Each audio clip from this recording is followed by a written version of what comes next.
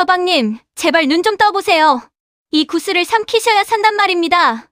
아니, 전현 치마 밑으로 튀어나온 저 허연 게 대체 뭐야? 세상에 하나, 둘, 셋 꼬리가 9개잖아.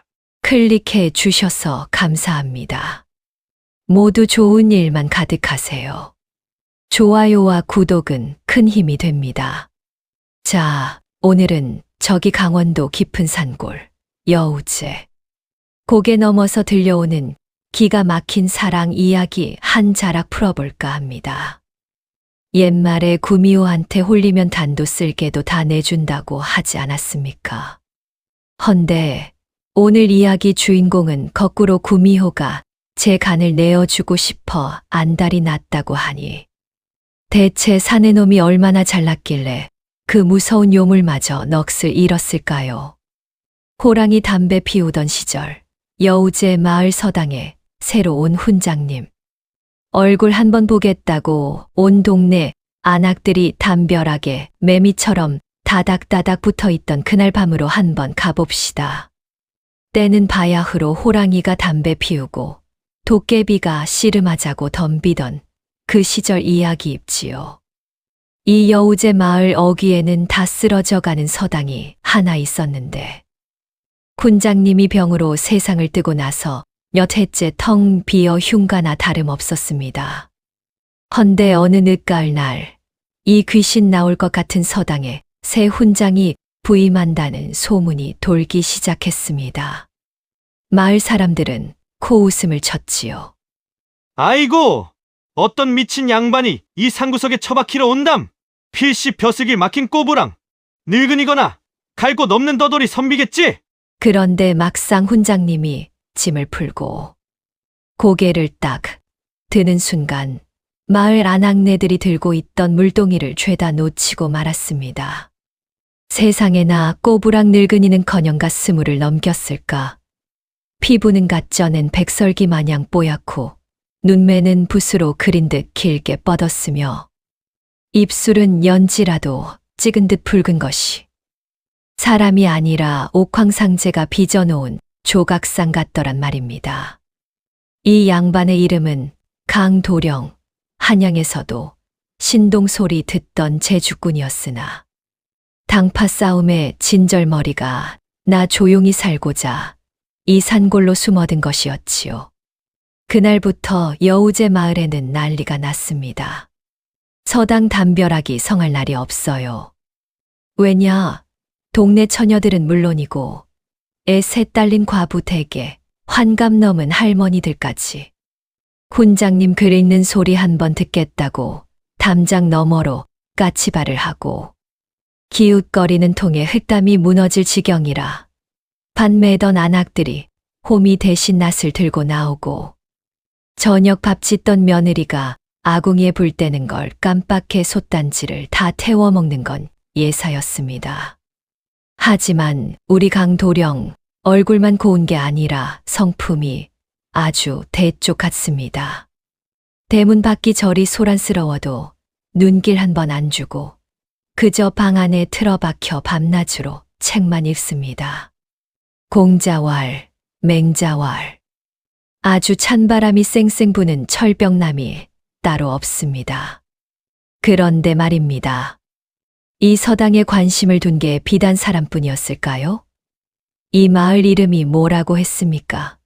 바로 여우제 아닙니까? 깊은 산속 바위굴에는 천년을 수행하며 인간이 될 날만 기다리는 어린 구미호, 소월이 살고 있었습니다. 이제 막 꼬리가 2개쯤 돋아난 이 녀석, 수행은 뒷전이고 호기심이 아주 왕성했지요. 사람들 입방아에 서당 훈장이 천하일색이라느니 그 양반 기운이 보통이 아니라느니 하는 소리가 들리니 귀가 쫑긋하지 않았겠습니까? 인간 사는 놈이 잘나봤자지. 얼마나 대단한 위인인지 내 눈으로 직접 봐야겠어. 만약 기운이 맑으면 확 홀려서 간을 쏙 빼먹어버릴까? 그날 밤 소월은 달빛을 타고 소리 없이 서당으로 내려왔습니다. 사방은 쥐 죽은 듯 고요하고 서당 사랑방 문틈으로 희미한 호롱불 빛만 새어 나오고 있었습니다. 소월은 침을 꼴깍 삼키며 날카로운 손톱을 세우고 창호지 문구멍으로 안을 들여다보았습니다. 그런데 문구멍으로 강도령을 훔쳐보던 소월의 눈이 휘둥그레졌습니다. 호롱불 아래에 단정히 앉아 책장을 넘기는 선비의 옆모습. 그 콧날에 비치는 그림자마저 너무나 고와서 간을 빼먹기는커녕 제 숨이 멎을 것만 같았습니다. 더 기가 막힌 건 목소리였습니다. 하기 쉽지면 부려겨로와 배우고 때때로 익히면 또한 기쁘지 아니한가? 그 낮고 그윽한 목소리가 여우의 예민한 귓가에 꿀처럼 감겨들었습니다. 소월은 저도 모르게 꼬리를 살랑거리며 문 밖에 털썩 주저앉고 말았지요. 아이고, 내 팔자야. 간을 먹으러 왔다가 마음을 뺏기게 생겼네. 그날부터 기이한 일이 벌어졌습니다. 강도령이 아침에 눈을 뜨면 마루 위에 이슬 젖은 싱싱한 산나물이 한 바구니 놓여 있지 않나. 어떤 날은 살이 통통하게 오른 꿩 한 마리가 얌전히 놓여 있는 겁니다. 누가 봐도 짐승이 물어다 놓은 것 같지 않고 사람의 손길이 닿은 듯 정갈했지요. 허, 참으로 괴이하구나. 마을 분들이 놓고 가신 겐가? 아니면 산신령이 곡기를 끊지 말라 보살피는 것인가? 강도령은 그저 고마운 마음에 마당을 향해 허리 숙여 인사를 올릴 뿐이었습니다. 그 모습을 담장 뒤 숨어서 지켜보던 소월의 가슴은 방망이질을 쳤지요. 그러던 어느 날 밤이었습니다. 그날따라 산바람이 흉흉하게 불고 촛불이 위태롭게 흔들리던 밤. 강도령이 책을 읽다 잠시 눈을 비비는데 문 밖에서 이상한 소리가 들려왔습니다. 마치 짐승이 발톱으로 나무 문을 긁는 듯한 섬뜩한 소리. 평소에 놓여있던 산나물이나 꿩과는 달랐습니다. 살기가 느껴졌지요. 강도령은 읽던 책을 덮고 곁에 있던 촛대를 단단히 쥐었습니다. 거기 밖에 누구시오? 밤이 깊었으니 용무가 있다면 날이 밝거든 오시게. 이번엔 무언가가 문을 세게 들이받았습니다. 보통 일이 아님을 직감한 강도령. 에라 모르겠다. 호랑이 굴에 들어가도 정신만 차리면 산다지 않았나. 그는 벌떡 일어나 문고리를 잡았습니다. 내 묻지 않소. 대체 누구냐? 문을 활짝 열어젖힌 그 순간 강도령의 눈앞에는 칠흑 같은 어둠만이 깔려 있었습니다. 하지만 그 어둠 속 마루 끝자락에서 시퍼런 안광도 개가 번뜩이며 강도령을 정면으로 노려보고 있었습니다. 시퍼런 안광이 강도령을 덮치려던 그 절체절명의 순간 캬악 하는 찢어지는 비명과 함께 어둠 속에서 무언가가 튀어나가 짐승을 들이받았습니다. 놀란 강도령이 엉덩방아를 찌으며 촛대를 들어보니 서당 마당에는 늑대 한 마리가 깨갱거리며 꽁무니를 빼고 있었지요. 그리고 그 자리에는 하얀 소복을 입은 여인 하나가 가녀린 어깨를 들썩이며 쓰러져 있는 게 아니겠습니까? 이보시오. 낭자. 정신 차리시오. 이 깊은 산중엔 어인일이란 말이오. 그 여인은 바로 구미호 소월이었습니다. 짐승의 꼴로 강도령을 훔쳐보다가 굶주린 늑대가 그를 노리는 것을 보고 본능적으로 뛰어들어 구해낸 것이지요. 소월은 급히 사람의 모습으로 둔갑해 시치미를 뚝 떼었습니다. 지나가던 길손이온데 산짐승에 쫓겨 그만 길을 잃었습니다. 선비님 아니었으면 제 목숨이 위태로울 뻔했습니다. 천하의 철병남 강도령이라도 눈앞에서 바들바들 떨고 있는 여인을 내칠 수는 없었겠지요. 그날 밤 강도령은 사랑방 아랫목을 내어주고 자신은 냉골인 마루에서 밤을 지새웠습니다. 헌데 하룻밤 묵어가라 들인 이 여인이 다음 날이 되어도 그 다음 날이 되어도 당최 떠날 생각을 않는 겁니다. 오히려 팔을 걷어붙이고 서당 안주인 행세를 하기 시작하는데 그 솜씨가 가히 우렁각시 저리 가라였습니다. 거미줄 쳐져 있던 서당 구석구석이 반들반들 윤이 나고 밥상에는 윤기 흐르는 쌀밥에 고기 반찬이 끊이질 않았습니다. 강도령이 이제 그만 가보라. 타일러도 소월은 요지부동이었지요. 선비님, 은혜를 입었으면 갚는 것이 인지상정이라 배웠습니다. 겨울이 깊어 산길이 험하니 눈이 녹을 때까지만이라도 밥 짓고 빨래하며 머물게 해주셔요. 저는 갈 곳도 없는 몸입니다. 남녀가 유별하거늘 외간 여인을 이리 오래 둘 수는 없는데 거참 밥맛은 또 기가 막히니 내칠 수도 없고. 말은 그리해도 강도령의 눈빛도 점차 달라졌습니다. 차가운 방구석에 온기가 돌고 누군가 자기를 위해 밥상을 차려준다는 것. 일찍이 부모 여의고 삭막하게 살아온 강도령의 얼어붙은 마음에도 봄눈 녹듯 따스한 바람이 불기 시작한 겁니다. 비록 그녀가 가끔 생닭을 보며 입맛을 다시거나 보름달을 보며 멍하니 앉아 있긴 했지만 강도령은 그저 참으로 묘한 매력을 가진 여인이다라고만 생각했지요. 하지만 호사다마라 했던가요. 좋은 일에는 마가 끼는 법. 강도령 서당에 웬 묘령의 여인이 들어앉아 살림을 산다는 소문이 고개 넘어 기와집 맹진사의 귀에까지 들어갔습니다. 이 맹진사로 말할 것 같으면 고을 땅 절반이 자기 것이라 믿는 욕심쟁이의 아나무인으로 소문난 위인이었습니다. 뭐라? 그 새님 같은 강 군장 놈이 계집질을 해? 내 딸이 그놈 얼굴 한번 보겠다고 상사병이 나서 드러누웠는데 감히 굴러먹던 뼈다귀 같은 년을 끼고 살아? 당장 그놈을 잡아 오너라! 강도령은 영문도 모른 채 하인들에게 이끌려 맹진사 댁 사랑방에 불려갔습니다. 비단 방석 위에 거만하게 앉은 맹진사는 곰방대를 딱딱 털며 강도령을 위아래로 훑어보았지요. 이복의 강 군장, 내 긴 말 않겠네. 자네 내 사위가 되게.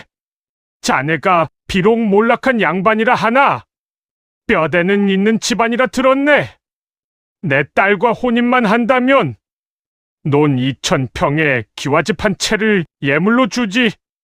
그 구질구질한 서당 구석에서 맹자 타령이나 하며 늙어 죽을 텐가? 아니면 떵떵거리고 살아볼 텐가? 논 2,000평이면 대대손손 놀고 먹을 재물입니다. 보통 사람 같으면 아이고 장인어른 하며 넙죽절을 했겠지만 우리 강도령이 누구입니까? 대쪽 같은 선비 아닙니까? 게다가 그의 마음속에는 이미 소월이라는 이름의 달이 떠 있는데 맹진사의 제안이 귀에 들어올 리가요. 진사 어른, 말씀은 고마우나 거두어 주십시오. 제물로 사람의 마음을 살 수는 없는 법입니다. 또한 제 곁에는 이미 평생을 약조하고 싶은 정인이 있습니다. 조강지처를 버리고 부귀영화를 좇는 것은 개나 돼지나 하는 짓이지 선비가 할 짓이 아닙니다. 뭐라? 개나 되지? 내 이놈! 감히 내 호의를 걷어차! 내 놈이 정령 죽고 싶어 환장을 했구나. 어디서 굴러먹던 계집 하나 믿고 까부는 모양인데 내 너를 가만둘 줄 아느냐? 선비는 목에 칼이 들어와도 아닌 것은 아니라 하는 법입니다. 물러가겠습니다. 강도령이 자리를 박차고 나가자 맹진사의 얼굴은 불그락푸르락 터질 듯 달아올랐습니다. 자존심에 씻을 수 없는 상처를 입은 맹진사의 눈에 도끼가 서리기 시작했지요. 그는 옆에 서 있던 뱀눈을 가진 이방을 불렀습니다. 여봐라 이방아! 예, 나으리. 저놈이 제 발로 복을 걷어찼으니 쪽박을 차게 해줘야지 않겠느냐? 강훈장 저놈! 한양에서 역적 모의를 하다가 도망쳐온 놈이라고! 관아에 고변을 넣어라! 해에 역적이라. 그거면 곤장 몇 대가 아니라 목이 달아날 중죄 아닙니까요? 역시 나으리십니다. 아, 이를 어쩌면 좋단 말입니까? 사랑하는 여인과 소박하게 살고 싶었던 강도령의 꿈 위로 시커먼 먹구름이 몰려오고 있었습니다. 맹진사의 입에서 떨어진 그 추악한 명령은 삽시간에 여우제 마을을 피비린내 나는 비극으로 몰고 갈 준비를 마쳤습니다. 내일 날이 밝는 대로 포졸들을 풀어라. 그 잘난 강 훈장 놈을 묶어서 내 앞에 무릎 꿇리고 그놈이 끼고 산다는 계집녀는 내 머리채를 잡아서라도 끌고 올 테니 두고 보자. 내 놈이 언제까지 그 꼿꼿한 고개를 쳐들 수 있는지. 그날 밤 하늘도 강도령의 억울함을 알았던지 마른 하늘에 날벼락이 떨어지고 장대비가 쏟아졌습니다. 평화롭던 서당 마당은 순식간에 아수라장이 되었습니다. 네 이놈, 강가 놈은 듣거라. 내 놈이 암암리에 역적 모의를 하고 양반의 신분으로 천한 계집과 노라나 풍기를 물랑케 했다는 고변이 들어왔다. 당장 이놈을 포박하라. 못들 하느냐? 썩 끌어내지 않고. 이거 놓으시오! 내 죄가 있다면 글을 읽은 죄밖에 없거늘 이게 무슨 행패란 말이오? 맹진사 그자가 시킨 것이오? 하늘이 무덥지도 않소! 강도령은 저항했으나 십수명의 포조를 당해낼 재간이 없었습니다. 그때 부엌에서 뛰쳐나온 소월이 포졸의 팔을 물어뜯을 기세로 달려들었습니다. 안 돼요. 이분은 아무 죄가 없어요. 놓으란 말이야. 소월아! 나서지 마라! 내가 나서면 저들이 너까지 해코지할 것이다! 나는 괜찮다! 부디 몸을 피하거라, 어서! 강도령은 자신이 끌려가는 것보다 소월이 휘말려 다칠까 그것이 더 두려웠던 것입니다. 결국 강도령은 비에 젖은 낙엽처럼 처참하게 질질 끌려 관아로 압송되고 말았습니다. 관아 형틀에 묶인 강도령. 맹진사가 매수한 사또는 신문도 제대로 하지 않고 곤장부터 쳤습니다. 살점이 터지고 뼈가 으스러지는 고통 속에서도 강도령은 입을 꾹 다물었습니다. 거짓 자백을 하느니 차라리 혀를 깨물고 죽겠다는 기계였지요. 독한 놈, 오늘은 이만하고 하옥시켜라. 내일 날이 밝는 대로 처형할 테니 밤새 숨이나 붙어있게도. 빛 한 줄기 들지 않는 차가운 돌바닥. 피투성이가 된 강도령은 거적되기 위해 짐짝처럼 던져졌습니다. 열이 불덩이처럼 오르고 숨은 턱 밑까지 차올랐습니다. 죽음의 그림자가 그의 발치까지 검게 드리워진 것입니다. 그 시각 관아 담장 밖 어둠 속 소월은 발을 동동 구르며 어찌할 바를 모르고 있었습니다. 그때 어디선가 목탁 소리가 들려왔습니다.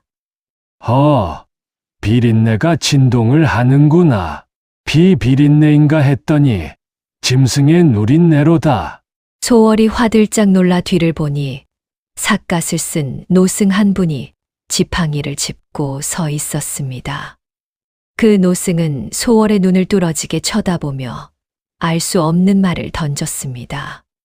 천년 공든 탑을 하루아침에 무너뜨릴 셈이냐? 내 뱃속에 품은 그 붉은 구슬, 그것이 있으면 너는 사람이 되어 영생을 누릴 것이요. 그것을 뱉으면 너는 짐승으로 돌아가 비명행사할 운명이다. 어리석은 요물아, 고작 인간 수컷 하나 때문에 천년을 포기하려느냐? 소월의 눈이 흔들렸습니다. 자신이 품은 여우구슬. 천년의 수행이 응축된 그 생명의 정수. 그것만이 죽어가는 강도령을 살릴 유일한 방도임을 저 노승은 꿰뚫어 보고 있었던 겁니다. 소월은 입술을 깨물어 피를 내며 대답했습니다. 스님, 천년을 홀로 사는 것이 사랑하는 이 없이 하루를 사는 것보다 더 지옥일 것입니다. 그분이 없는 세상에서 사람이 된들 껍데기뿐인 삶이 무슨 소용이겠습니까? 쯔쯔, 미련하고도 가엾은지고 내 선택이 그러하다면 길은 열릴 것이다만 그 대가는 혹독할 것이다. 노승이 사라진 자리에는 서늘한 바람만 남았습니다.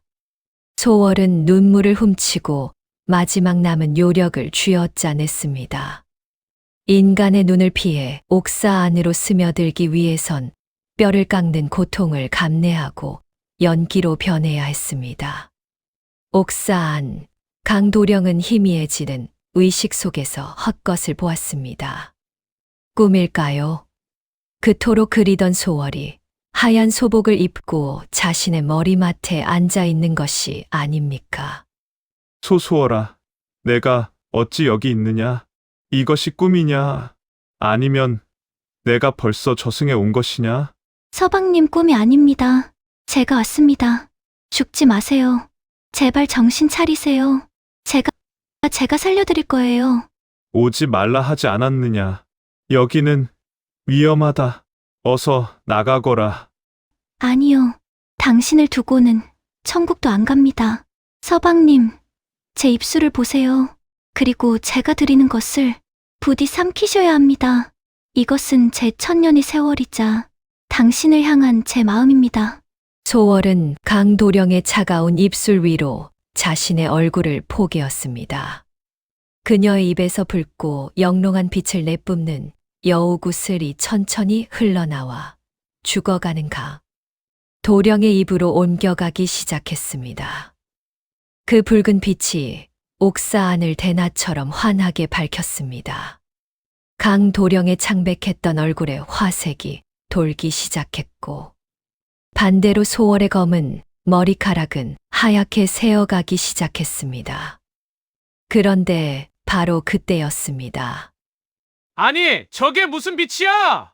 옥사에 물이 났다. 저거 봐라. 저 여자 엉덩이를 봐.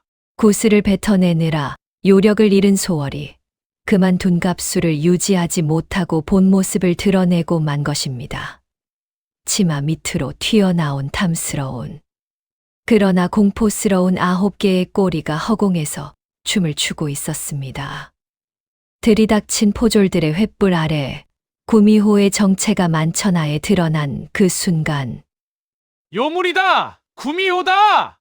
날이 밝았습니다. 여우제 관아 앞마당은 구경 나온 사람들로 발 디딜 틈이 없었습니다. 흉흉한 소문이 밤새 꼬리에 꼬리를 물고 퍼졌기 때문이지요. 글쎄, 서당 훈장이 구미호한테 올려서 사람 간을 매다 바쳤대. 아니야. 그 훈장놈이 원래 요괴였대. 관아 앞에는 피투성이가 된 강도령과 포승줄에 꽁꽁 묶인 소월이 무릎 꿇려 있었습니다. 소월은 밤새 요력을 모두 소진해 9개의 꼬리조차 감추지 못하고 축 늘어뜨린 채 파리한 안색으로 강도령만을 바라보고 있었습니다. 보아라. 저 흉측한 꼬리를 보아라. 내 말이 거짓이 아니지 않느냐. 저 요물이 우리 고을 청기를 빨아먹고 저 강간 놈은 그 요물과 붙어먹어 영모를 꾸민 것이다. 사또, 당장 전연의 목을 치고 저놈의 사지를 찢어 죽여 후안을 없애야 합니다. 세상에, 진짜 꼴이네. 구미호야. 죽여라. 요물을 죽여라. 사람들의 고함 소리가 돌팔매가 되어 두 사람에게 쏟아졌습니다. 맹진사의 선동에 눈이 뒤집힌 사또가 처형을 명하려는 찰나 기적 같은 일이 벌어졌습니다. 축 늘어져 있던 강도령의 몸에서 붉은 기운이 아지랑이처럼 피어오르더니 그가 번쩍 하고 고개를 든 것입니다. 여우구슬의 영험한 기운이 죽어가던 그의 심장을 다시 뛰게 한 것이지요. 강도령은 핏발선 눈으로 맹진사를 노려보며 천둥 같은 호통을 쳤습니다. 네, 이놈들! 누가 요물이고 누가 짐승이란 말이냐? 그 기세가 어찌나 대단한지 북을 치던 나졸이 놀라 북채를 떨어뜨릴 정도였습니다. 강도령은 묶인 몸으로 비틀거리며 일어나 소월의 앞을 가로막아 섰습니다. 이 여인은 너희가 짐승이라 부르는 이 여인은 제 목숨과도 같은 구슬을 뱉어 나를 살렸다. 헌데 만물의 영장이라 자처하는 너희는 무엇을 했느냐? 탐욕에 눈이 멀어 멀쩡한 사람에게 누명을 씌우고 힘없는 여인을 짓밟으려 하니 내 눈에는 너희가 꼬리 달린 짐승보다 더한 악기로다. 저놈이 요술을 부린다. 뭣들 하느냐? 당장 목을 쳐라. 당장! 망나니가 춤을 추며 시퍼런 칼날을 높이 치켜든 순간 군중 틈에서 멈춰라 하는 외침과 함께 웬거지 행색의 사내가 뛰쳐나왔습니다. 그는 품 안에서 무언가를 꺼내 아침 햇살에 높이 들어 보였습니다. 번쩍 하는 금빛 섬광이 사방으로 뻗어나갔습니다. 암행어사 출두야. 어사또다. 암행어사다. 아이고, 이게 웬 날벼락입니까? 아니지, 가뭄의 단비라고 해야겠지요. 동원 마당의 육중한 문이 박살나며 몽둥이를 든 역졸들이 벌떼처럼 들이닥쳤습니다. 암행어사 출두요. 부정을 저지른 탐관오리는 썩 내려와라. 사방에서 터지는 고함 소리에 맹진사는 거품을 물고 뒤로 나자빠졌고 사또는 신발도 못 신은 채 도망치다 대돌에 걸려 대구루로 굴렀습니다. 내 죄를 내가 알렸다. 고을의 수령이 되어 백성을 돌보지는 않고 토호 세력과 결탁하여 무고한 일을 헤아려 했으니 그 죄가 하늘에 닿았다. 여봐라, 저 탐관오리와 맹진사를 당장 결박하여 하옥시켜라. 아이고, 나으리, 한 번만 봐주십시오. 내 돈 다 드리리다. 맹진사가 발악을 했지만 어림없는 소리. 그동안 백성들의 고혈을 짜내어 모은 재산은 모두 몰수되어 가난한 이들에게 나눠주게 되었고 맹진사와 사또는 줄줄이 굴비 엮이듯 묶여 한양으로 압송될 처지가 되었습니다. 군중들은 그 모습을 보며 속이 다 시원하다. 천벌을 받았다. 며 환호성을 질렀지요. 소란이 가라앉은 처형장 한가운데 강도령은 풀려나자마자 쓰러져 있는 소월을 끌어안았습니다. 하지만 구슬을 잃은 소월의 몸은 이미 싸늘하게 식어가고 있었고 꼬리 9개도 빛을 잃고 하나둘씩 먼지처럼 흩어지고 있었습니다. 소월아, 눈 좀 떠보거라. 이제 다 끝났다. 저 악당들도 다 잡혀갔고 우리를 갈라놓을 것은 아무것도 없다. 헌데 어찌 눈을 뜨지 못하느냐? 서방님 무사하셔서 다행입니다. 저는 이제 여우도 아니고 사람도 아닌 존재가 되어 이곳에 머물 수가 없습니다. 안 된다. 내가 너를 어찌 보내느냐? 내가 짐승이면 나도 산으로 들어가. 짐승으로 살 것이고 내가 귀신이 되면 나도 따라 죽어 귀신이 될 것이다. 제발 나를 두고 가지 마라. 강도령의 뜨거운 눈물이 소월의 창백한 뺨 위로 툭 떨어졌습니다. 그때였습니다. 소월의 몸이 반투명하게 변하더니 한 마리 하얀 여우의 형상으로 바뀌어 강도령의 품에서 스르르 빠져나갔습니다. 그리고는 잡을 새도 없이 서당 뒷산 안개 자욱한 숲속으로 훌쩍 뛰어 사라져 버리는 것이 아니겠습니까? 소월아! 소월아! 남겨진 것은 텅 빈 허공과 강도령의 처절한 울음소리뿐. 악인들은 벌을 받았으나 정작 사랑하는 이는 연기처럼 사라져 버렸습니다. 과연 강도령과 구미호 소월의 인연은 이것으로 끝인 걸까요? 아니면 하늘이 감동할 또 다른 기적이 남아있을까요? 세월은 유수와 같다더니 어느덧 강산이 한 번 변한다는 10년의 세월이 흘렀습니다.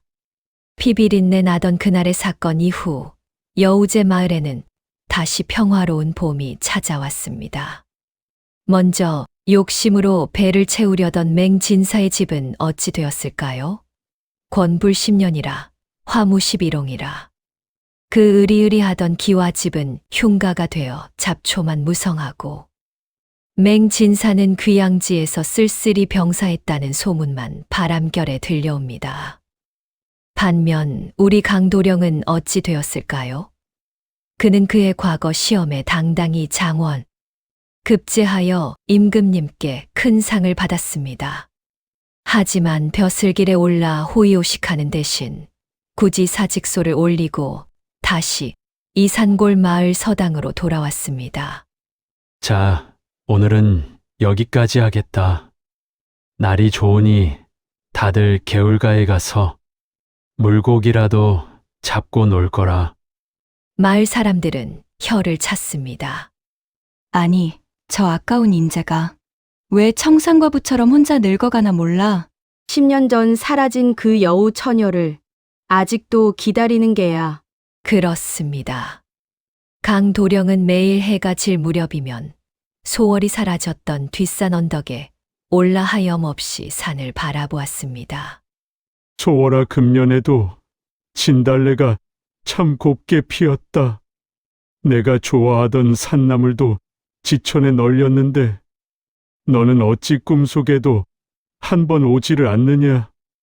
나는 이제 흰머리가 희끗한 중년이 되었는데 너는 여전히 그 고운 모습 그대로일 테지. 강도령은 품속에서 빛 바랜 댕기 하나를 꺼내 어루만졌습니다. 소월이 남기고 간 유일한 흔적이었지요. 그때였습니다. 산등성이 너머로 니엇니엇 해가 넘어가며 노을이 붉게 타오르는데 숲길 저편에서 인기척이 들려왔습니다. 산짐승인가 싶어 고개를 돌린 강도령의 눈이 휘둥그레졌습니다. 저 멀리 하얀 무명치마를 입은 한 여인이 나물 바구니를 옆구리에 끼고 걸어오고 있었습니다. 10년 전보다 조금은 성숙해진, 그러나 여전히 눈부시게 맑은 눈망울을 가진 여인. 그녀의 엉덩이 뒤에는 꼬리가 없었습니다. 보이느냐? 내 눈에만 보이는 환영이냐? 서방님, 다녀오셨습니까? 밥 지어놨는데 어찌 내려오지 않으셔요? 환영이 아니었습니다. 소월이었습니다. 강도령은 체면도 잊고 버선발로 달려가 그녀를 으스러져라 끌어안았습니다.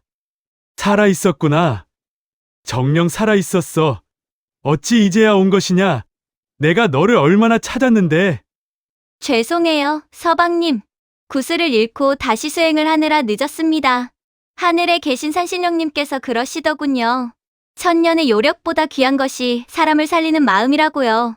그 마음 덕분에 저를 진짜 인간으로 만들어주셨답니다. 아, 지성이면 감천이라. 사람이 되려던 구미호는 제 목숨을 버림으로써 진짜 사람이 되었고, 짐승이라 손가락질 받던 그녀를 끝까지 지킨 선비의 사랑은 기적을 불러왔습니다. 그 후로 두 사람은 어찌 되었냐고요?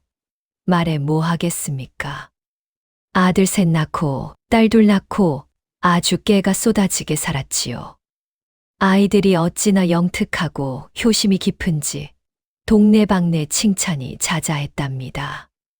물론 가끔 밥상의 생간, 아니 육회가 올라오면 부인 눈빛이 반짝거렸다는 우스갯소리도 있지만요.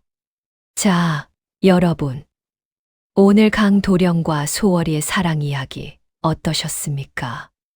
우리는 살면서 겉모습만 보고 남을 판단할 때가 많습니다. 비단 옷 입고 점잖은 척하지만 속은 시커먼 맹진사 같은 사람이 있는가 하면, 미물이라도 받은 은혜를 목숨 바쳐 갚는 소월이 같은 존재도 있지요. 사람의 탈을 썼다고 다 사람이 아니라 사람의 마음을 가져야 비로소 사람이다. 이 옛날 이야기가 전해주는 묵직한 교훈이 아닐까 싶습니다. 오늘 밤 여러분의 곁을 지키고 있는 소중한 사람에게 따뜻한 말 한마디 건네보시는 건 어떨까요? 혹시 압니까? 그 정성 덕분에 집안의 복덩이가 굴러 들어올지요. 지금까지 슬기 아담이었습니다. 오늘 이야기가 마음에 와닿으셨다면 구독과 좋아요, 그리고 따뜻한 댓글로 여러분의 생각을 들려주세요. 여러분의 관심이 더 재미있는 이야기를 만드는 큰 힘이 됩니다. 그럼 다음 시간에 더 귀한 이야기 보따리를 들고 찾아오겠습니다. 감사합니다.